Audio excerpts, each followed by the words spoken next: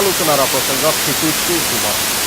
कांग्रेस एवं बीजेडी मध्य जो संपर्क तार गुमर धीरे धीरे फिटुची और गुमर फिटुच्च दलर वरिष्ठ प्रसंग आलोचना आम सहित रही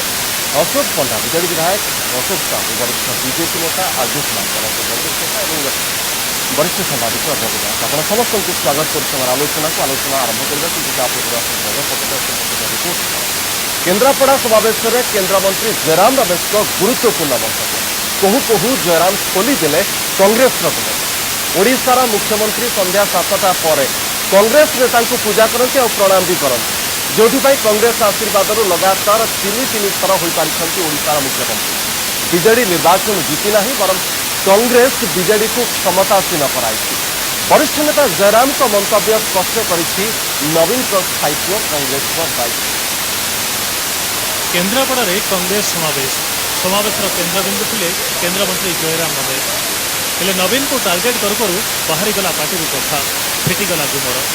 कांग्रेस आशीर्वाद नवीन मुख्यमंत्री रात 7टा पर नवीन पूजा करती कांग्रेस नेता एभली मंतव्य दे कौन सुझाइबा चाहिए जयराम नवीन कांग्रेस संपर्क ना आउ के मुख्यमंत्री नवीन पटनायक जी बड़े कलाकार आते 7 बजे के बाद वो अपने घर में एक छोटे से कमरे में पूजा करते और वो पूजे के कमरे में कौन है पार्वती है जगन्नाथ है सुभद्रा है कौन है तब मुझे मेरे दोस्त ने कहा नहीं जब 7 बजे के बाद लोग नवीन बाबू पूजा करते हैं अपने पूजे के कमरे में तो कांग्रेस पार्टी के कुछ नेता को मंत्री वो मंत्र करते तो मंगलासी करते हैं कुछ कांग्रेस पार्टियों के नेताओं को हम लोगों ने उनको की गति में बिठाया है बीजेपी ने कभी चुनाव नहीं जीते हैं कांग्रेस ने चुनाव हारे भल भाव शुणु केन्द्रमंत्री जयराम का मंतव्य वक्तव्य से कौन कहवाक चाहते नवीन का मुख्यमंत्री होगा पक्षरे बीजेडी जी भूमिका नहीं ताठू अधिक भूमिका रही कांग्रेस मुख्यमंत्री नवीन पटनायक जी बड़े कलाकार आते 7 बजे के बाद वो अपने घर में एक छोटे से कमरे में पूजा करते और वो पूजे के कमरे में कौन है पार्वती है जगन्नाथ है सुभद्रा है कौन है तब मुझे मेरे दोस्त ने कहा नहीं जब 7 बजे के बाद लोग नवीन बाबू पूजा करते हैं अपने पूजे के कमरे में तो कांग्रेस पार्टी के कुछ नेता को मंत्री वो मंत्र करते तो मंगलासी करते हैं कुछ कांग्रेस पार्टियों के नेताओं को हम लोगों ने उनको की गति में बिठाया है बीजेडी ने कभी चुनाव नहीं जीते हैं कांग्रेस ने चुनाव हारे केवल सेति नुहे समावेश में जोगदेक आसुवा राज्य प्रभारी टीके हरिप्रसाद कहते दल में कंदल ना अन्यपटे केन्द्रमंत्री जयराम रमेश समावेश में उद्बोधन देते कांग्रेस कंदल बीजेडी नहीं फायदा कांग्रेस ही बीजेडी हाथ में टेकी क्षमता कोई गुटबाजी नहीं है सब सोनिया गांधी जी राहुल जी के नेतृत्व में काम करेंगे कोई गुटबाजी नहीं है मतभेद हो सकता है डिफरेंस ऑफ ओपिनियन हो सकता है कहीं भी मनभेद नहीं जो कि हम आपस में लड़ते रहते हैं हम एकता और अनुशासन का पालन नहीं करते हैं और पार्टी का कल्याण कभी हमारे केन्द्रापड़ा समावेश में जोगदेले कांग्रेस बहु तुंग नेता टार्गेट कले शासक बीजेडी को मात्र जयराम का वक्तव्य एवं कांग्रेस कर्मी को पकई द्वंद्वे तृणमूल स्तर में कर्मी विश्वास करेंगे क्या केन्द्रापड़ार सचिकांत नाथों सह देवीप्रसन्न खुंटिया कनक टीवी गुमर खोली केन्द्रमंत्री जयराम रमेश जो कथा कहते ପୂର୍ବରୁ ବାରମ୍ବାର ଅଭିଯୋଗ ହୋଇ ଆସୁଥିଲା ଏବଂ ଚର୍ଚ୍ଚା ହେଉଥିଲା କିନ୍ତୁ କଂଗ୍ରେସର ବରିଷ୍ଠ ନେତାମାନେ ଏହାକୁ ନା କରିବାକୁ ପୁଣି ସେ କଥା ଦୋହରାଇଛନ୍ତି ବରିଷ୍ଠ କଂଗ୍ରେସ ନେତା ତଥା କେନ୍ଦ୍ରମନ୍ତ୍ରୀ ଜୟରାମ ରମେଶ। ବିଜେଡି ଏବଂ କଂଗ୍ରେସର ସମ୍ପର୍କକୁ ନେଇକି ଅନେକ ଅଭିଯୋଗ ଆସୁଥିଲା, ଅନେକ ବିରୋଧୀ ଏହାକୁ ନେଇକି ସମାଲୋଚନା ମଧ୍ୟ କରୁଥିଲେ। କାରଣ ଏ କଥା ସେତେବେଳଠାରୁ ଆରମ୍ଭ ହୋଇଥିଲା ଯେତେବେଳେ ନୂଆକରି ପିସି ସଭାପତି ଭାବରେ ଦାୟିତ୍ୱ ନେଲା ପରେ ଜୟଦେବ ଜେନା ତାଙ୍କ ଭାଷଣରେ କହିଥିଲେ ଯେ ଗତ ଥର ଯେତେବେଳେ ପିସିସି ସଭାପତି ପଦରୁ ମୋତେ ହଟିଥିଲେ ଏବଂ ସେ ହଟାଯାଇଥିଲା ନବୀନ ପଟ୍ଟନାୟକଙ୍କର ଚକ୍ରାନ୍ତ ଯୋଗୁଁ ତାଙ୍କୁ ହଟାଯାଇଥିଲା ଏବଂ ସେତେବେଳେ ହିଁ ଏ ଅଭିଯୋଗ ଆସିଥିଲା ଏବଂ ପରବର୍ତ୍ତୀ ସମୟରେ ବିଭିନ୍ନ ସମୟରେ ନେତାମାନଙ୍କର କଂଗ୍ରେସ ନେତାଙ୍କର ଟୀକା ଟିପ୍ପଣୀରେ ଏ କଥା ପ୍ରମାଣିତ ମଧ୍ୟ ହୋଇଥିଲା। କିନ୍ତୁ ସବୁଠାରୁ ବଡ଼ ପ୍ରମାଣ ଦେଲେ ଜୟରାମ ରମେଶ ଯେତେବେଳେ କହିଲେ ଯେ ତା ଭାଷଣ ଆପଣମାନେ ଶୁଣିଲେ ଯେଉଁଭଳି ଭାବରେ ସେ କହିଲେ ଏବଂ କିଭଳି ଭାବରେ ରହିଛି ନବୀନ ଏବଂ କଂଗ୍ରେସର ସମ୍ପର୍କ। କଂଗ୍ରେସ ବିଜେଡି ଜିତି ନାହିଁ, ବିଜେଡି ଜିତି ନାହିଁ ବରଂ କଂଗ୍ରେସ ତାଙ୍କୁ କ୍ଷମତାସୀନ କରାଇଛି। ଏ ପ୍ରସଙ୍ଗରେ ଆମର ଆଲୋଚନା ଯେ ବାସ୍ତବରେ ଯେଉଁଭଳି ଭାବରେ ଜୟରାମ ରମେଶଙ୍କର ଏ ମନ୍ତବ୍ୟ ରହିଲା ଏହାଦ୍ୱାରା କ'ଣ ପ୍ରଭାବ ପଡ଼ିବ ଉଭୟ କଂଗ୍ରେସ ଏବଂ ବିଜେଡି ଭିତରେ ଏ ପ୍ରସଙ୍ଗରେ ଆଲୋଚନା ପାଇଁ ଆମ ସହିତ ଅଛନ୍ତି ମୁଁ ପୁଣି ଥରେ କରିଛି ଅଶୋକ ପଣ୍ଡା ବିଜେଡି ବିଧାୟକ, ଅଶୋକ ସାହୁ ବରିଷ୍ଠ ବିଜେପି ନେତା, ଅଜିତ କୁମାର ଜ୍ଞାନେନ୍ଦ୍ର ଅଛନ୍ତି କଂଗ୍ରେସ ନେତା ଏବଂ ବରିଷ୍ଠ ସାମ୍ବାଦିକ ରବି ଦାସ ଅଛନ୍ତି। ସୁତ ଦାସ ଆପଣଙ୍କ ପାଖକୁ ପ୍ରଥମେ ଯିବାକୁ ଚାହିଁବେ ଏବଂ ଆରମ୍ଭ କରିବାକୁ ଚାହିଁବେ ଯେଉଁଭଳି ଭାବରେ କେନ୍ଦ୍ରମନ୍ତ୍ରୀ ଜୟରାମ ରମେଶ ଏ କଥା କହି ପକାଇଲେ ଯାହା ଆପଣ ଶୁଣିବେ ଆପଣ ଭାବୁଛନ୍ତି କଂଗ୍ରେସ ଦଳ ଉପରେ କ'ଣ ତାର ପ୍ରଭାବ ପଡ଼ିବ? ଭାବୁଛି ଯେ ଯେଉଁଭଳି ଭାବରେ ଜୟରାମ ରମେଶ ଯାହା କହିଛନ୍ତି ଯେ ତାଙ୍କ ପାଖରେ ଖବର ଅଛି ବା ସେ ଶୁଣିଛନ୍ତି ଯେ ନବୀନ ପଟ୍ଟନାୟକ ସବୁଦିନ କଂଗ୍ରେସ କିଛି କଂଗ୍ରେସ ନେତାଙ୍କର ପୂଜା କରୁଛନ୍ତି କାରଣ କଂଗ୍ରେସ ବିଭାଜନ ହେଲେ ବା ତାଙ୍କର ଚାଲୁ ହେଲେ ସେ ରହିବେ ନିର୍ବାଚନ ଜିତିବେ କ୍ଷମତାରେ ରହିବେ ନବୀନ ପଟ୍ଟନାୟକ କିନ୍ତୁ କଂଗ୍ରେସ ଦଳ ହିଁ ତାକୁ କରୁଛି କଂଗ୍ରେସ ନେତାମାନେ ବର୍ତ୍ତମାନ ଓଜ୍ ଏଇଟା ବର୍ତ୍ତମାନ ଓଡ଼ିଶାର ପ୍ରତ୍ୟେକ କଂଗ୍ରେସ ଲୋକ କଂଗ୍ରେସ କର୍ମୀ ବର୍ତ୍ତମାନ ଜୟରାମ ରମେଶଙ୍କୁ ପଚାରିବା କଥା ଯେ କିଏ ସେ କଂଗ୍ରେସ ନେତାମାନେ କାହାକୁ ପୂଜା କରୁଛନ୍ତି ନବୀନ ପଟ୍ଟନାୟକ। କାରଣ ଏଇ କଥାଟା ଗୋଟେ ଛୋଟିଆ କଥା ନୁହେଁ। ଯେମିତି ସେତେବେଳେ ଜୟଦେବ ଜେନା କହିଥିଲେ ଯେ କଂଗ୍ରେସର କିଛି ଲୋକ ନବୀନ ପଟ୍ଟନାୟକ ଚକ୍ରାନ୍ତ କରି ତାଙ୍କୁ ନବୀନ ପଟ୍ଟନାୟକ ଚକ୍ରାନ୍ତ କରି ବାହାର କଲେ ସେତେବେଳେ କେଉଁ କଂଗ୍ରେସ ଲୋକ ତାଙ୍କୁ ସାହାଯ୍ୟ କରିଦେବେ ତାଙ୍କୁ ପଚରା ଗଲାନି ସେ କଥା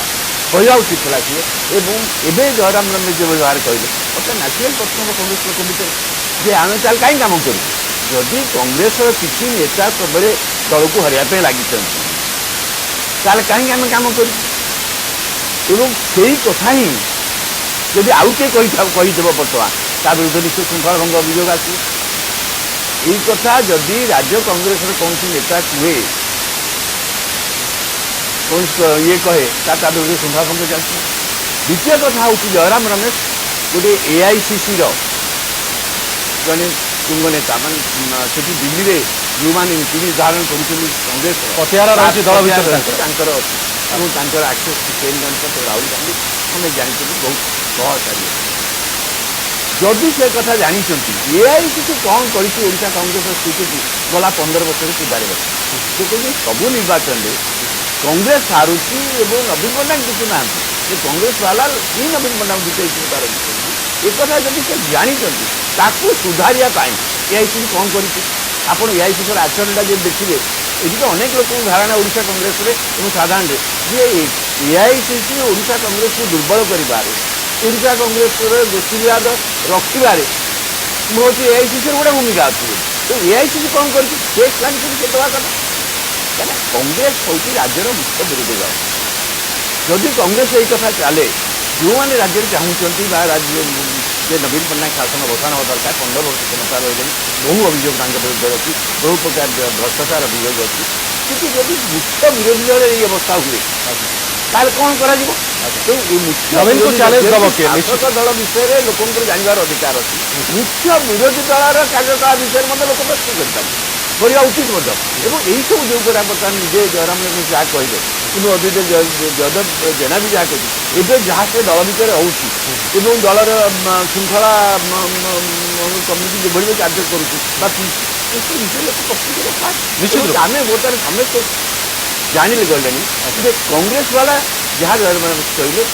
AICC ସହିତ ମିଶିକି ବା ଏଇ ଜ୍ଞାନସାରରେ ଏଠି ନବୀନ ପଟ୍ଟନାୟକ କାର୍ଯ୍ୟ କରୁଛି। ये ही बर्तमान आर सिद्धांत पहुंचा पड़े। निश्चित रूपे आर्य बाबू जो कथा ये केन्द्रापड़ा समावेश है पौर निर्वाचन प्रक्रिया आरंभ हो जाए विज्ञप्ति जारी हो सारी 20 तारीख नामांकन पत्र दाखल हम दल को मजबूत करने आसते ओडिशा पौर निर्वाचन में कांग्रेस को सफलता देवाई आसते एत बड़ समावेश दलर जड़े वरिष्ठ नेता और केन्द्रमंत्री जो श्री दास कहले जहाँ भी खूब पतियारा रोचे 10 जन पक्षे एवं सी एभली एक मंतव्य देवा आप भावुना कि यहाँ गोटे दलर जो मैंने तृणमूल स्तर कर्मी रही से नकारात्मक प्रभाव पकड़ दल को मुझे प्रथम स्पष्ट करदेवा चाहे मुझे कांग्रेस दलर प्रतिनिधि भाव में जहाँ अफिशियल से भाव कहवाई चाहे ना संपूर्ण भाव में जहाँ कांग्रेस कर्मी भाव में मोर मत व्यक्त करी जे श्रीयुक्त रविदास जो कथा केते गुड़े प्रश्न उठे जदि समीक्षा कराए पर्यालोचना कराए बहुत कथा भितर रही जड़े वरिष्ठ निखिल भारत कांग्रेस कमिटी स्तर जातीय स्तर में जड़े वरिष्ठ नेता ये एक मंतव्य देवा मूल निश्चित भाव में कौन एक अभिसंधि रही जो से एक वक्तव्य देते किंतु ये सबु क्षेत्र में सबू दृष्टि जदि आप विचार करेंगे कांग्रेस दल ता कार्यक्रम जाहिर कर आरंभ युक्त निरंजन पट्टनायक समय कहतु कि बर्तमान कांग्रेस ता कार्यक्रम केतबले खिलाफ कर आज से सुजोग सृष्टि है 10,000 लोकंर समावेश है बोली सीना जयराम रमेश आसिक कथा कहले जदि ये कांग्रेस संगठन न था से क्या कही था तेणु कांग्रेस संगठन ये दृढ़ीभूत आगामी दिन में जिते निर्वाचन में आप ये कथा स्पष्ट देखिए कारण गोटे सरकार विरुद्ध एटी ओडिशा साधारण जनमत जो भाव में प्रकाश पुंजीभूत असंतोष प्रकाश पाई गत 13 वर्ष धरी गोटे सरकार खनि पानी डाली कोईला कौन ये सरकार नवीन पट्टनायक सरकार संपृक्ति ना खोलाखोली भाव जिंदल को जो चिठी लिखिं कर्णाटक में जो भाव में मंत्री मैंने जेल भर रही एटी मुख्यमंत्री जेल भर रहा जहाँ जयराम रमेश कहले गोटे पूजा कर बापा खोलाखोली विजु पट्टनायक खोलाखोली पूजा कर सी 7टा पर छोटिया रूम भितर पूजा कथा राज्यवासी जानवा उचित कौन से पूजा कर जो कांग्रेस नेता पूजा करने कथा कहते जयराम रमेश से जानी ना से पूजाटी कौन हुए से पूजाटी राति जाक चले तेणु से कथा ओडिशार जनसाधारण जानवा दरकार बाप 1964 जो स्लोगान थिला ताकू मो मन पकई देवा चाहे ओडिशावासी को ओडिशार युवक को ओडिशार छात्र को पुओ बीजेपी कर खोला बजार में कर आज्ञा आम सहित अच्छा बीजेडी विधायक अशोक पंडा आम सहित अच्छा अशोक बाबू आप जावाक चाहिए जो कथा केन्द्रमंत्री जयराम रमेश वरिष्ठ कांग्रेस नेता जो कथा कहीगले जे बीजेडी जो कथा सब कही आसूसी जे नवीन भावमूर्ति और विकास ओडिशार विकास कर बीजेडी को आज 3 थर क्षमता को आनी ओडिशावासी ता नुहे ये बीजेडी क्षमतासीन होती कारण सेटा बीजेडी विजय नुहे सेटा कांग्रेस पराजय कांग्रेस ही बीजेडी को क्षमतासीन कर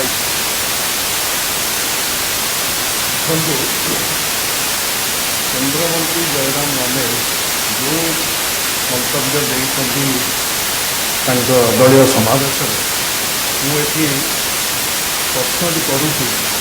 कौन कांग्रेस नेता मैंने नरदे नारायण जे नवीन पट्टनायक पूजा करेंगे निजे जयराम रमेश गुमर खोल देते बड़ गुमरटी खोल देते आप कहते गुमरटी है जो ग्लानी रही जे ओडिशार लोक मान द्वारा 3 थर प्रत्याख्यात होगापर से जो ग्लानी आसी से संभाली पार तेणु जो कहती औषध विकल टाकिया कामुन कौन कांग्रेस लोक कांग्रेस को हराऊँ ये कौन सुइसाइड रोल हो पूरा 4 कोटी लोक जो जनादेश दौरान निर्वाचन सम्मुखीन होती तो कांग्रेस लोक खाली भोटर भोट दौरान आउ ये राज्य कौन अन्य लोक भोटर ना तेणु निजक समीक्षा कर पूजा कर जयराम रमेश को नवीन पट्टनायक डाकिक पूजा घर तक देखते कौन पूजा कर आज जो कथाटी कहले सी टे मन बनतु से कांग्रेस दल जड़े प्रवक्ता एवं जड़े नेता एठी जे नवीन पट्टनायक जो स्वच्छ भावमूर्ति रही এই ভাবমূর্ତ୍ତିକୁ ଓଡ଼ିଶା ଲୋକ ଭଲ ପାଇକିରି ତାଙ୍କୁ ତିନି ଥର ନିର୍ବାଚିତ କରୁଛନ୍ତି। ନବୀନ ପଟ୍ଟନାୟକ ପୂଜା କାହାର କରୁଛନ୍ତି? ପୂଜା କରୁଛନ୍ତି ମାନବଙ୍କର, ମାନବ ସେବା ହିଁ ମାଧବ ସେବା। ଏକଥା ଭୁଲି ଯାଆନ୍ତୁ ନାହିଁ। 4 କୋଟି ଲୋକଙ୍କ ପାଇଁ ଯେତେ ଗୁଡ଼ିଏ କଲ୍ୟାଣକାରୀ ଯୋଜନା କରିଛନ୍ତି ଗତ 13 ବର୍ଷ ଭିତରେ, ସେ ସମାଜର ସବୁ ସ୍ତର, ଗରିବ, ଅବହେଳିତ, ଦଳିତ ଏବଂ ଯୁବ ଏବଂ ଛାତ୍ର ସମସ୍ତଙ୍କୁ ସ୍ପର୍ଶ କରି এইটা ଆଉ ଅଛବା ନାହିଁ କାହାର। ସେ ଚାଲି ନ ଜାଣି ବାଟ ଦୋଷ ବୋଲି ଜୟରାମ ରମେଶ କେନ୍ଦ୍ରମନ୍ତ୍ରୀ କହୁଛନ୍ତି କଂଗ୍ରେସକୁ ହରେଇ ଦେଉଛନ୍ତି। କାହିଁ ସେ ପଚାରନ୍ତୁ ଯେ କାହିଁକି ଏଭଳି ତାଙ୍କ ଦଳ ଆପଣ କହୁଛନ୍ତି ଯୋଉ କଥା ଜୟରାମ ରମେଶ ଜଣେ ଅଭିଜ୍ଞ ନେତା ଏବଂ ଜଣେ ବରିଷ୍ଠ ନେତା, ଜାତୀୟ ସ୍ତରରେ ଜଣେ ଗ୍ରହଣଯୋଗ୍ୟ ନେତା, ସେ କୋଉ ପରିପ୍ରେକ୍ଷୀରେ ଆପଣ ଭାବୁଛନ୍ତି ଯେ ତାଙ୍କ ଦଳ ପ୍ରତି ଏଭଳି ଏକ ମନ୍ତବ୍ୟ ଦେବେ ଯେ ତାଙ୍କ ଦଳର କିଛି ନେତାଙ୍କୁ ପୂଜା କରୁଛନ୍ତି ଏବଂ ତାଙ୍କ ଦଳର ଚକ୍ରାନ୍ତ ଯୋଗୁଁ ଆଜି ଏଠି କଂଗ୍ରେସ ହାରୁଛି ଏବଂ ବିଜେଡି କ୍ଷମତାସୀନ ହେଉଛି, କଂଗ୍ରେସ ପାଇଁ କ୍ଷମତାସୀନ ହେଉଛି? ଆପଣ ଭାବୁଛନ୍ତି ସେ ଗୋଟେ ପିଲାଳିଆମୀ ଭାବରେ ବା ଏଭଳି ଭାବରେ ମନ୍ତବ୍ୟ ଦେଇଦେବେ? ନିଶ୍ଚିତ କିଛି ସେଥିରେ ଗୁମର ରହିଛି ଏବଂ ଯୋଉଟାକି ଆଜି ନୁହେଁ, ଏ ଚର୍ଚ୍ଚା ଅନେକ ଦିନରୁ ହୋଇ ଆସିଛି। ଯେତେବେଳେ ବିଜେପି ସମର୍ଥନ ପ୍ରତ୍ୟାହାର କଲା ବିଜେଡି ଠାରୁ, ସେତେବେଳେ ଯଦି କେନ୍ଦ୍ରରେ ୟୁପିଏ ସରକାର ଥିଲେ, ସେ ଚାହିଁଥିଲେ ଏଠି ରାଷ୍ଟ୍ରପତି ଶାସନ ଜାରି କରିପାରିଥାନ୍ତେ ବା ସରକାରକୁ ଭାଙ୍ଗି ଦେଇଥାନ୍ତେ, ସେତେବେଳେ କଲେ ନାହିଁ। ପରବର୍ତ୍ତୀ ସମୟରେ ଅନେକ ଉଦାହରଣ ରହିଛି ଯାହାକୁ ନେଇକି ସବୁବେଳେ ଚର୍ଚ୍ଚା ରହିଆସିଛି ଯେ ବିଜେଡି କଂଗ୍ରେସର ଯେଉଁ ସମ୍ପର୍କ ରହିଛି, ଯେଉଁ ମଧୁଚନ୍ଦ୍ରିକା ରହିଛି, ଉପରେ ପରସ୍ପରକୁ ବିରୋଧ ହେଲେ ବି ଭିତରେ ଭିତରେ କୋଳାକୋଳି, ଏବଂ ଏ କଥା ଜୟରାମ ରମେଶଙ୍କ ଭଳି ଜଣେ ହେଭିୱେଟ୍ ନେତା ଯେତେବେଳେ କହୁଛନ୍ତି, ଏକୁ ଯେତେବେଳେ ଆପଣ ଭାବୁଛନ୍ତି ଆପଣ କହିଦେଇ ପାରନ୍ତି, କିନ୍ତୁ ସାଧାରଣ ଲୋକ ଏଟାକୁ ସହଜରେ କ'ଣ ବିଶ୍ୱାସ କରିନେବେ ଯେ କିଛି ନାହିଁ ବୋଲି? ଇଏ ଆପଣଙ୍କ ଦୃଷ୍ଟିରେ ଶ୍ରୀଯୁକ୍ତ ଜୟରାମ ରମେଶ ଜଣେ ହେଭିୱେଟ୍ ନେତା, କଂଗ୍ରେସର ଜଣେ ବରିଷ୍ଠ ମନ୍ତ୍ରୀ, ଆଉ 10 ଦମ୍ପତିକୁ ତାଙ୍କର ଅବାଧ ପ୍ରବେଶ ରହିଛି ବୋଲି ସାଧାରଣରେ ଆପଣମାନେ କହୁଛନ୍ତି। କିନ୍ତୁ ଏକଥା ଜଣେ ହେଭିୱେଟ୍ ନେତା ଏତେ ଲାଇଟ୍ ଷ୍ଟେଟମେଣ୍ଟ ଦେବେ ଯେ ନବୀନ ପଟ୍ଟନାୟକ ରାତିରେ ତାଙ୍କୁ ପୂଜା କରୁଛନ୍ତି କଂଗ୍ରେସ ନେତାମାନଙ୍କୁ, ଏଭଳି ବକ୍ତବ୍ୟ ବା ଏଭଳି ମନ୍ତବ୍ୟ ଜଣେ ଦାୟିତ୍ୱଶୀଳ କେନ୍ଦ୍ରମନ୍ତ୍ରୀଙ୍କ ମୁହଁରେ ଶୋଭା ପାଏ ନାହିଁ, ଯିଏ ଘନ ଘନ ଓଡ଼ିଶା ଗସ୍ତ କରୁଛନ୍ତି। ସେ କ'ଣ ଦେଖୁଛନ୍ତି କି ନବୀନ ପଟ୍ଟନାୟକ କାହାକୁ ତାଙ୍କ ପୂଜା ଘରେ ନେଇ କାହାକୁ ପୂଜା କରୁଛନ୍ତି? ସେ ପୂଜା କରୁଛନ୍ତି ଓଡ଼ିଶାର ଜନତାଙ୍କୁ, ଯେଉଁ ସେବା କରୁଛନ୍ତି, ଯେଉଁ ଓଡ଼ିଶାର ଗରିବ ଅବହେଳିତ ଲୋକଙ୍କର ଦୁଃଖ ବିମୋଚନ କରିବା ପାଇଁ ସେ ପଦକ୍ଷେପ ନେଉଛନ୍ତି। ଆଜ୍ଞା, ଠିକ୍ ଅଛି। ଅଶୋକ ସାହୁ ବରିଷ୍ଠ ବିଜେପି ନେତା ଆମ ସହିତ ଅଛନ୍ତି। ଅଶୋକ ବାବୁ, ଯେଉଁ କଥା ବିଜେଡି ବିଧାୟକ ଯେଉଁ କଥା କହିଲେ ପଣ୍ଡା ମହୋଦୟ, ଯେ ଜୟରାମ ରମେଶଙ୍କ ମନ୍ତବ୍ୟକୁ ଗୁରୁତ୍ୱ ଦେବା ଅନୁଚିତ ଏବଂ ନବୀନ ପଟ୍ଟନାୟକ ପ୍ରକୃତରେ କାହାର ପୂଜା କରୁଛନ୍ତି? ଜୟରାମ ରମେଶ କହୁଛନ୍ତି ଯେ କଂଗ୍ରେସ ନେତାଙ୍କୁ ପୂଜା କରୁଛନ୍ତି ଏବଂ ଅଶୋକ ବାବୁ କହିଲେ ଯେ ନାଇଁ, ମାନବ ସେବା ମାଧବ ସେବା କରି ସେ ମାନବଙ୍କର ପୂଜା କରୁଛନ୍ତି, ଓଡ଼ିଶା ଜନତାଙ୍କର ପୂଜା କରୁଛନ୍ତି। ବାସ୍ତବରେ କାହାକୁ ଔଷଧ ଦରକାର, କିଏ ତାତିଆ କାମୁଡୁଛି? ଅଶୋକ ବାବୁ ଯାହା କହିଲେ, ସେ ଏତକ ଯଦି କହିନଥାନ୍ତେ ତାଙ୍କ ଚାକିରି ଯିବ। କାହିଁକି? ସେଇଟା ଗୋଟେ ପ୍ରାଇଭେଟ୍ ଲିମିଟେଡ୍ କମ୍ପାନୀ ଚାଲିଛି। ସେ ପ୍ରାଇଭେଟ୍ ଲିମିଟେଡ୍ କମ୍ପାନୀରେ ମାନ୍ୟବର ମୁଖ୍ୟମନ୍ତ୍ରୀ, ଆମ ମାନ୍ୟବର ମୁଖ୍ୟମନ୍ତ୍ରୀ ଓଡ଼ିଶାର ସେବା କରୁଛନ୍ତି, ଏଇସବୁ କଥା ନ କଲେ ସେମାନଙ୍କ ଚାକିରି ଚାଲିଯିବ। ସେ ଯାହା ହଉ, ଆମେ ତ ନିଜେ ଶୁଣିଲୁ ବାରମ୍ବାର କେନ୍ଦ୍ରମନ୍ତ୍ରୀ ରମେଶ କହିଲେ ସେ ଆପଣ କହିଲା ଭଳିଆ ଜଣେ ବରିଷ୍ଠ ନେତା, ସେ କାହିଁକି ଗୋଟେ କଥା ପିଲାଳିଆ ଢଙ୍ଗରେ କହିଲେ? ସେଇ କଥା ପଛରେ ବହୁତ ବଡ଼ ଗୁରୁତ୍ୱ ରହିଛି। ସେ 7ଟା ପରେ କଂଗ୍ରେସ ମନ୍ତ୍ରୀଙ୍କ ନାଁ ନେଇକି ମନ୍ତ୍ର ନିଅନ୍ତି, ମନ୍ତ୍ର ବୋଲି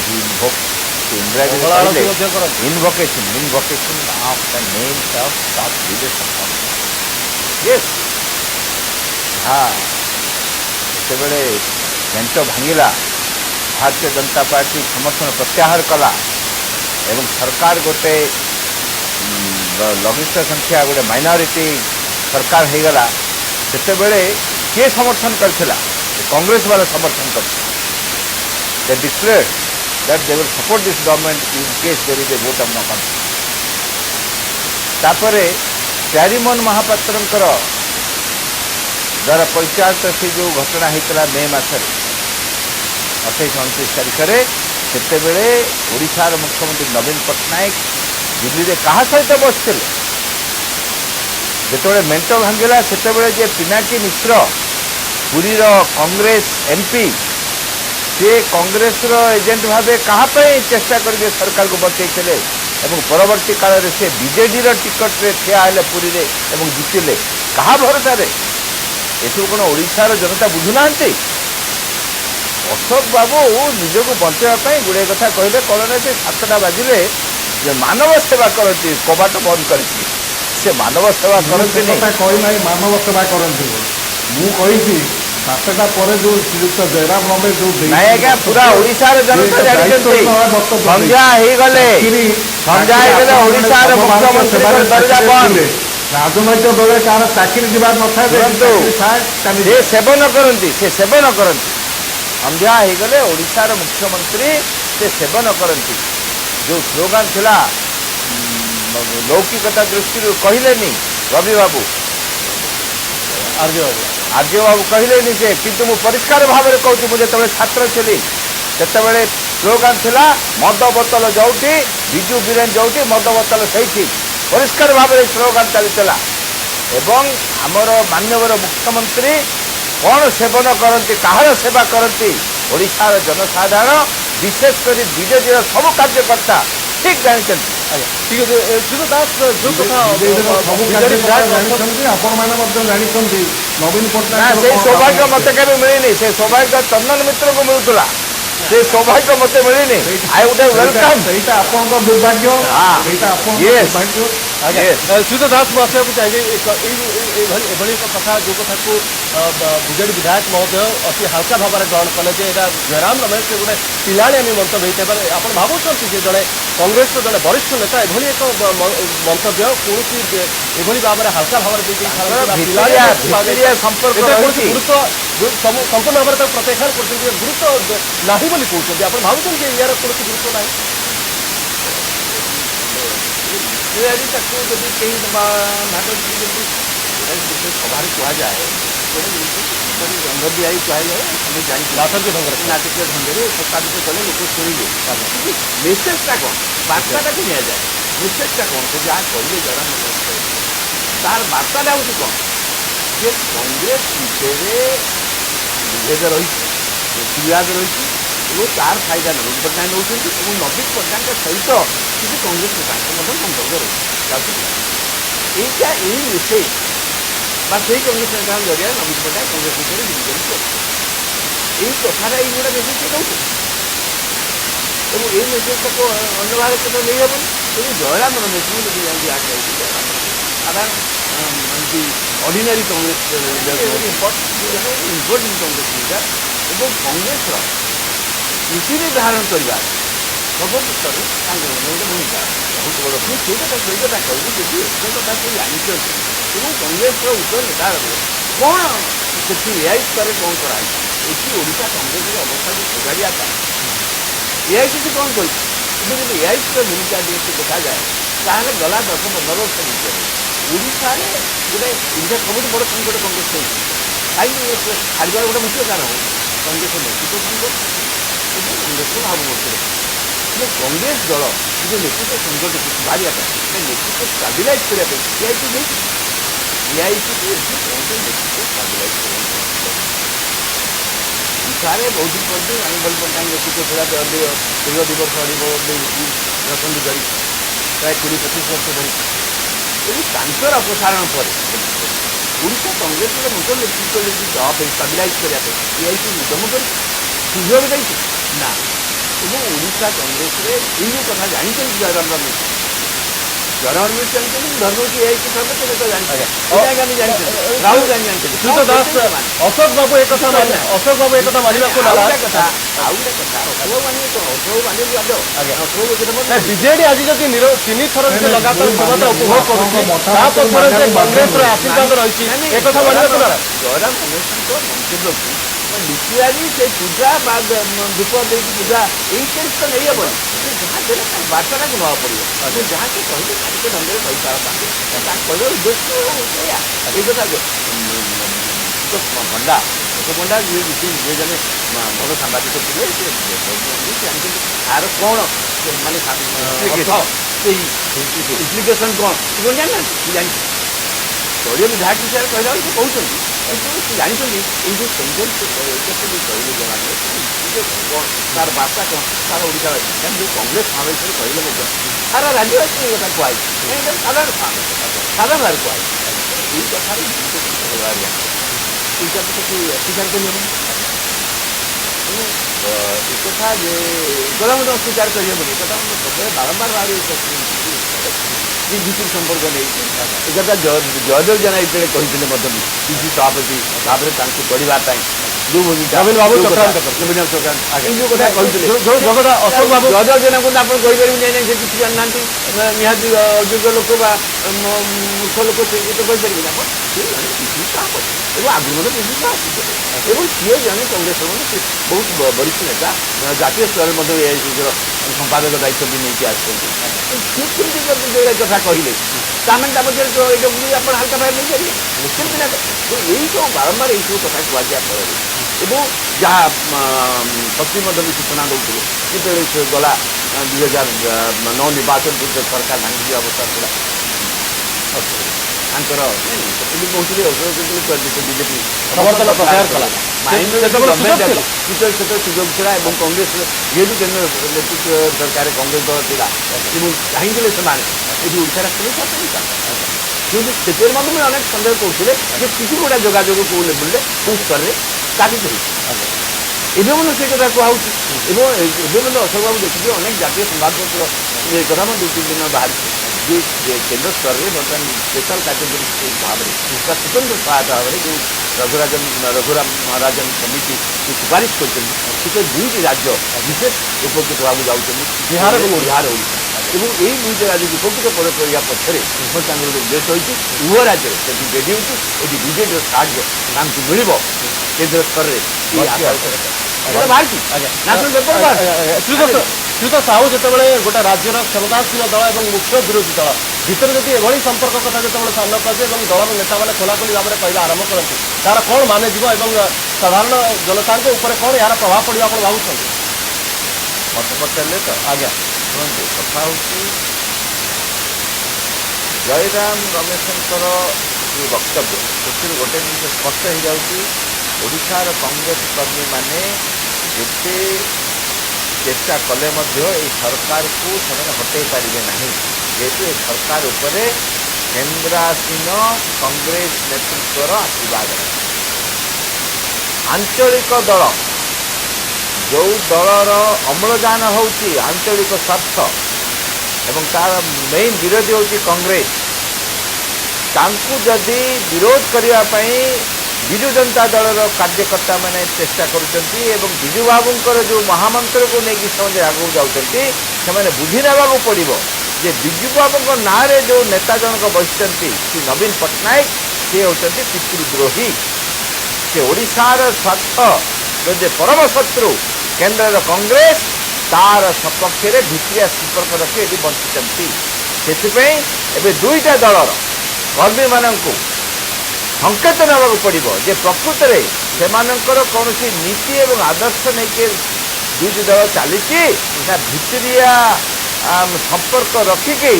ସେ ଓଡ଼ିଶାରେ କଂଗ୍ରେସକୁ ବଞ୍ଚେଇଛନ୍ତି ଯେହେତୁ ଏଇ ମୁଖ୍ୟମନ୍ତ୍ରୀ ତାଙ୍କୁ କେନ୍ଦ୍ରରେ ବଞ୍ଚେଇ ଆଜ୍ଞା ଶ୍ରୀଯୁକ୍ତ ପଣ୍ଡା ମୁଁ ଆପଣଙ୍କ ପାଖକୁ ଯିବାକୁ ଚାହିଁବି ରାଜ୍ୟବାସୀଙ୍କୁ ଧୋକା ଦେଉନି କି ଆପଣଙ୍କ ଦଳ ଗୋଟେ ପଟେ କେନ୍ଦ୍ର ସରକାର ବିରୋଧରେ ସ୍ଲୋଗାନ ଦେଉଛି ଆନ୍ଦୋଳନ କରୁଛି ଅନ୍ୟପଟେ କଂଗ୍ରେସକୁ ବିରୋଧ କରୁଛି କିନ୍ତୁ ଅନ୍ୟପଟେ ଯେଉଁ କଥା ବାରମ୍ବାର ଏଠି ପ୍ରମାଣିତ ହେବାରେ ଲାଗିଛି ଯେ ବିଭିନ୍ନ ସମୟରେ ଯେ କିଭଳି ଭାବରେ କେନ୍ଦ୍ର ସରକାରର ହଉ ବା ଏଠି କଂଗ୍ରେସର ହଉ ସେମାନଙ୍କର ଆଶୀର୍ବାଦରେ ଆପଣଙ୍କ ଦଳ ଏଠି କ୍ଷମତାରେ ତିଷ୍ଠିଛି ମୁଁ ପୁନର୍ବାର ଆପଣଙ୍କୁ କହିବି ଯେ ଲୋକଙ୍କ ଆଶୀର୍ବାଦରେ ନବୀନ ପଟ୍ଟନାୟକ 3 ଥର ଲଗାତାର ମୁଖ୍ୟମନ୍ତ୍ରୀ ହୋଇଛନ୍ତି କେନ୍ଦ୍ରର ଆଶୀର୍ବାଦରେ ନୁହେଁ ଦ୍ୱିତୀୟ କଥା ହେଲା ନବୀନ ପଟ୍ଟନାୟକ ପିତୃଦ୍ରୋହୀ ନୁହନ୍ତି ଯାହା ଆଜି ଅଶୋକ ସାହୁ କହିଲେ ବିଜେପିର ସଦସ୍ୟ ସିଏ ସଠିକ୍ ଭାବେ କହିନାହାନ୍ତି ସେ କଥାଟିକି ସିଏ ରାଜ୍ୟର ମୁଖ୍ୟମନ୍ତ୍ରୀଙ୍କ ଉପରେ ଏଭଳି ମନ୍ତବ୍ୟ ଦେବା ଦୁଃଖଦାୟକ କାରଣ ବିଜୁ ପଟ୍ଟନାୟକ ଜଣେ ପ୍ରବାଦ ପୁରୁଷ ଥିଲେ ଏହାକୁ କେହି ଅସ୍ୱୀକାର କରିପାରିବେ ନାହିଁ ଓଡ଼ିଶା ଗଠନରେ ଅନ୍ୟାନ୍ୟ ବରପୁତ୍ରଙ୍କ ଭଳି ତାଙ୍କର ବହୁତ ଅବଦାନ ରହିଛି ଏଠି ସ୍ୱର୍ଗତ ବିଜୁ ପଟ୍ଟନାୟକଙ୍କ ନାଁକୁ ଆଣି ନବୀନ ପଟ୍ଟନାୟକ ପିତୃଦ୍ରୋହ କରିବା କଥା ଦୁଃଖଜନକ ଏଇ ବିଜେପି ଦଳ 3 ଥର ଏଇ ଅମ୍ଳଜାନ କଥା ଯେଉଁ କହୁଛନ୍ତି ନବୀନ ପଟ୍ଟନାୟକ ନେତୃତ୍ୱରେ ରହି ସରକାରରେ ରହି ଅମ୍ଳଜାନ ନେଇ ଏବେ କହୁଛନ୍ତି ଯେ କେନ୍ଦ୍ରର ଆଶୀର୍ବାଦରେ ଏ ସରକାର ଚାଲିଛି ତାହେଲେ ଏମାନେ କାହାକୁ ଉପହାସ କରୁଛନ୍ତି ଓଡ଼ିଶାର 4 କୋଟି ଜନସାଧାରଣ ତାଙ୍କର ଗଣତାନ୍ତ୍ରିକ ଅଧିକାର ସାବ୍ୟସ୍ତ କରି ଏ ସରକାରକୁ ଆଣିଛନ୍ତି କେନ୍ଦ୍ର ଆଶୀର୍ବାଦରେ ନୁହଁ ଆଉ କହୁଥିଲେ ବରିଷ୍ଠ ସାମ୍ବାଦିକ ରବ ବାବୁ ଯେଉଁ କମିଟି ଯେଉଁ ସ୍ୱତନ୍ତ୍ର କାଟେଗୋରୀ ସ୍ୱତନ୍ତ୍ର ଶ୍ରେଣୀଭୁକ୍ତ ରାଜ୍ୟ ପାଇବା ପାଇଁ ଯେଉଁ କମିଟି ହେଇଛି କେନ୍ଦ୍ର ସରକାର ଦ୍ୱାରା ଏଥିରେ ଯେଉଁ ମାପଦଣ୍ଡ ରହିଛି ସେ ମାପଦଣ୍ଡରେ ଓଡ଼ିଶାର ନ୍ୟାଯ୍ୟ ଅଧିକାର ନିଶ୍ଚିତ ମିଳିବା ଉଚିତ କିନ୍ତୁ କେନ୍ଦ୍ର ଦୟାରେ ନୁହେଁ এই কথা আমি কହୁନୁ ଏ କଥା ଜାତୀୟ ଗଣମାଧ୍ୟମରେ ମଧ୍ୟ ଚର୍ଚ୍ଚା ହଉଛି ଯେ ଏଭଳି ଏକ ନୂଆ ଫର୍ମୁଲା ଆଣିବା ପଛରେ କଂଗ୍ରେସର ଉଦ୍ଦେଶ୍ୟ ହଉଛି ବିଜେଡି ଏବଂ ଜେଡିୟୁକୁ ନିଜ ସପକ୍ଷରେ ନେବା। ଯଦି 2014 ନିର୍ବାଚନ ପରେ ଯଦି ଆବଶ୍ୟକ ପଡ଼େ କେନ୍ଦ୍ରରେ ସରକାର ଗଢ଼ିବା ପାଇଁ ଜେଡିୟୁ ଏବଂ ବିଜେଡିକୁ କିଭଳି ସାଙ୍ଗରେ ନେଇପାରିବେ ସେଥିପାଇଁ ଏଭଳି ଏକ ଫର୍ମୁଲା ଅଣା ହେଇଛି ଉଭୟ ଦଳକୁ ନିଜ ସହିତ ସାମିଲ କରିବା ପାଇଁ। ଏକଥା ଆମେ କହୁନୁ ଏକଥା ଜାତୀୟ ଗଣମାଧ୍ୟମରେ ଚର୍ଚ୍ଚା ହଉଛି। ଅତୀତରେ ଆମେ ଯେତେବେଳେ କେନ୍ଦ୍ରୀୟ ସହାୟତା ଦେଖିଛୁ ଯେ ବନ୍ୟା କ୍ଷେତ୍ରରେ ହେଉ ରେଳବାଇ କ୍ଷେତ୍ରରେ ହେଉ ଖଣି ରୟାଲଟି କ୍ଷେତ୍ରରେ ହେଉ ସବୁଥିରେ କୋଉଟେ ଓଡ଼ିଶାକୁ ନ୍ୟାୟ ଦେଇଛନ୍ତି କେନ୍ଦ୍ର ସରକାର ନୀତିଶକୁ ତାଙ୍କ ସପକ୍ଷରେ ନେବା ପାଇଁକା ହୁଏତ ସେ ତାଙ୍କର ଉଦ୍ୟମ କରିଥାଇପାରନ୍ତି କିନ୍ତୁ ଓଡ଼ିଶା ପ୍ରତି ସବୁ କ୍ଷେତ୍ରରେ ଯେଉଁଥିପାଇଁ ଆମେ ବିଜୁ ଜନତା ଦଳ ଆଞ୍ଚଳିକ ଦଳ ଯାହା ସଦାବେଳେ ଓଡ଼ିଶା ସ୍ୱାର୍ଥ ପାଇଁ ଲଢ଼େଇ କରି ଆସିଛି କେନ୍ଦ୍ରର ଏଇ ଯେଉଁ ଅନ୍ୟାୟ ଯେଉଁ ପଦକ୍ଷେପ ବିରୁଦ୍ଧରେ ତେଣୁ ଯେଉଁ ସ୍ୱତନ୍ତ୍ର ଶ୍ରେଣୀ ପାଇବା ରାଜ୍ୟ ପାଇବା ପାଇଁ ଯେଉଁ ମାପଦଣ୍ଡ କେନ୍ଦ୍ର ସରକାର ସ୍ଥିର କରିଛନ୍ତି ସେଇ ମାପଦଣ୍ଡରେ ଆମେ ଆମର ହକ୍ ପାଇଁ ଆମେ ଦାବିଦାର ଆମ ହକ୍ ନିଶ୍ଚୟ ଆମକୁ ମିଳିବା ଉଚିତ କିନ୍ତୁ କେନ୍ଦ୍ର ଆମକୁ ଦୟା ରଖି ତାହା ଦେଉନାହିଁ। ଆର୍ଯ୍ୟ ବାବୁ ଗୋଟେ ପଟେ ଆପଣ ଯେଉଁ କଥା କହୁଥିଲେ ଏବଂ ସୁତ ଦାସ ଯେଉଁ କଥା କହୁଥିଲେ ଦଳର ଯେଉଁମାନେ ରହିଛନ୍ତି ତୃଣମୂଳ ସ୍ତରର କର୍ମୀମାନେ ସେମାନେ ଅଣ୍ଟା ଭିଡ଼ି ଲାଗି ପଡ଼ିଛନ୍ତି ଯେ ପୂର୍ବ ନିର୍ବାଚନରେ ଦଳକୁ ଜିତେଇବେ ଏବଂ ତିନି ଥର କ୍ଷମତାରୁ ଦୂରେଇ ରହିଛନ୍ତି ପୁଣି ଥରେ କ୍ଷମତାକୁ ଆଣିବେ କିନ୍ତୁ ଦଳର ପିସି ସଭାପତି ହୁଅନ୍ତୁ ବା ଦଳର କେନ୍ଦ୍ରୀୟ ନେତାଙ୍କର ଏଭଳି ମନ୍ତବ୍ୟ ଯେ ବିଜେଡି ସରକାର ସେମାନଙ୍କ ଦୟାରେ ଚାଲିଛି ଏବଂ ଦୟାରେ ତିଷ୍ଠି ରହିଛି ସେ ବାରମ୍ବାର ବିଜୟ ହାସଲ କରୁଛି ଏଇଟା ସେମାନଙ୍କ ମନକୁ ଧକ୍କା ଦେବନି ଯେ ଯେଉଁ କଂଗ୍ରେସ ନେତା ଜୟରାମ ରମେଶ ସ୍ପଷ୍ଟ କଲେ ଯେ କିଛି କଂଗ୍ରେସ ନେତାଙ୍କୁ ସେ ପୂଜା କରୁଛନ୍ତି ଯେଉଁ କଂଗ୍ରେସ ନେତା ବାସ୍ତବରେ ଯଦି ଏଭଳି ଚକ୍ରାନ୍ତ କରୁଥାନ୍ତି ଆପଣ ଭାବୁନାହାନ୍ତି କି ସେମାନେ ସାମ୍ନାକୁ ଆସିବା ଦରକାର ଏବଂ ସେମାନଙ୍କୁ ମୁହଁରୁ ମୁଖା ଖୋଲିଯିବା ଦରକାର। ମୁଁ ପ୍ରଥମେ ଆପଣଙ୍କ ପ୍ରଶ୍ନ ପୂର୍ବରୁ ମାନ୍ୟବର ବିଧାୟକ ଶ୍ରୀଯୁକ୍ତ ପଣ୍ଡା ଯେଉଁ କଥା କହିଲେ କେନ୍ଦ୍ର ସରକାରଙ୍କର ଅବହେଳା କଥା ଆମର ଶାସ୍ତ୍ରରେ ସବୁ ପାପର ପ୍ରାୟଶ୍ଚିତ କୃତଘ୍ନତା ପାପର ପ୍ରାୟଶ୍ଚିତ ये गोटे राज्य जो सरकार चलती गोटे कृतघ्न सरकार जो सरकार केन्द्र में श्रीजुक्त अटल बिहारी वाजपेयी सरकार समय 7 वर्ष भितर जी टंका पाई गत 10 वर्ष भितर तार 10 गुण टंका पाइला टंका खर्च करूना टंका फेरी जाऊ से जदि एम कहे केन्द्र अवहेला तार आठार लज्जार विषय कौन पाइबा कौन कौ बाबद टंका न आज जदि आपंकर रूराल हेल्थ मिशन जरिया टंका न आसता स्वास्थ्य व्यवस्था संपूर्ण भाव में भुशुड़ी पड़ी ये राज्य टंका सबकि भुशुड़ी पड़ी ये राज्य में आईन श्रृंखला ठार आरंभ कर आपड़ सबु क्षेत्र में सर्वशिक्षा अभियान में कोटी सहस्र कोटी टंका टंकार स्रोत 10 वर्ष भितर आज तथापि जदि कह केन्द्रीय अवहेला आठार लज्जार विषय निश्चित रूपे जो अभियोग उठुची आपण कथा आहरी प्रमाण जोगाऊँगी जे जो सरकार दल विजेडी अंशीदार थिला से सरकार जी दौ नथिला एवं विरोधी सरकार जहाँ कहूँ से सरकार जब अधिक अनुदान दौर कौ आधार में अनुदान दि जाऊँगी ये जो अभियोग संपर्क केन्द्र और राज्य विजेडी कांग्रेस दल जो उपा सरकार जे केन्द्र रही सबू भारत वर्षर समस्त राज्य को समान दृष्टि देखी जितेबले तल पड़ा राज्य कथा उठी से प्रति सहृदयता जितेबले जो योजना ओडिशा सरकार जितेबले 3000 कोटी योजना देती 3200 कोटी टंका दि जाए सब बेले आपन देखिए अधिका टंका ओडिशा को दि जाए कौ हिसाब से आपरे केन्द्रीय अवहेला कथा तेणु ये जो भाव में गोटे ओडावासी जो भुआ बुला जाशार 4 कोटी जनता आमको भोट देती तुमको तो टोटाल 70 लाख लोक भोट देते तुम 4 कोटी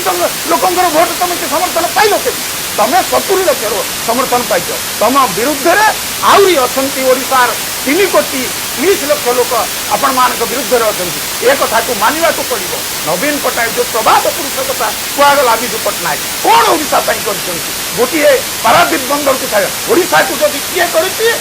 डॉक्टर हरेकृष्ण महतो उत्कल नव उत्कलर निर्माता गोटे मनीष को लुचाई देवाई आज जी राजधानी करता प्रतिमूर्ति उठीगला आज कहीं ओडार कौन आंदोलन आई ये जाति आज निर्जीव हो जाए बोली नवीन पट्टनायक भली गोटे नमकुत ये राज्य को आज भुजुड़ी दे सारे आज गोटे କଥା ହଉଛି ପ୍ରସଙ୍ଗ ବାହାର ପରେ ନବୀନ ପଟ୍ଟନାୟକ ଯେଉଁମାନେ ଲୋକଙ୍କ ଦ୍ୱାରା ପ୍ରତ୍ୟାଖ୍ୟାତ ହେଇଛନ୍ତି ଏଭଳି ଶବ୍ଦ ବ୍ୟବହାର କରିବା ଏକ ଗଣମାଧ୍ୟମ ଆଲୋଚନାର ସମ୍ପୂର୍ଣ୍ଣ ପରିପନ୍ଥୀ। निश्चित रूपे आम प्रसंग बाहर को जाना है किंतु कथा होची जो आधार आम ये आलोचना आरंभ करके जे वास्तव में ଓଡ଼ିଶାରୁ ଦଉଛନ୍ତି 700 କୋଟି ଟଙ୍କା BRDF ରେ ଏବେ ଦେଇଛନ୍ତି 7 ବର୍ଷରେ 1225 କୋଟି ଟଙ୍କା ସିଆଡ଼େ ଦଉଛନ୍ତି 12,000 କୋଟି ଟଙ୍କା ବୁନ୍ଦେଲଖଣ୍ଡକୁ ଦଉଛନ୍ତି 5,000 କୋଟି ଟଙ୍କା ଏଇଆ ହେଉଛି କେନ୍ଦ୍ର ସରକାର। ठीक अच्छे जो कथा ये उठुची वास्तव में भुआ किए क्या बुलाऊँ और जो कथा बारंबार सामना को आसूची जे नवीन स्थायित्व कांग्रेस दायित्व ए प्रसंग में आलोचना जारी रही समय होती निजार एक छोट ब्रेक।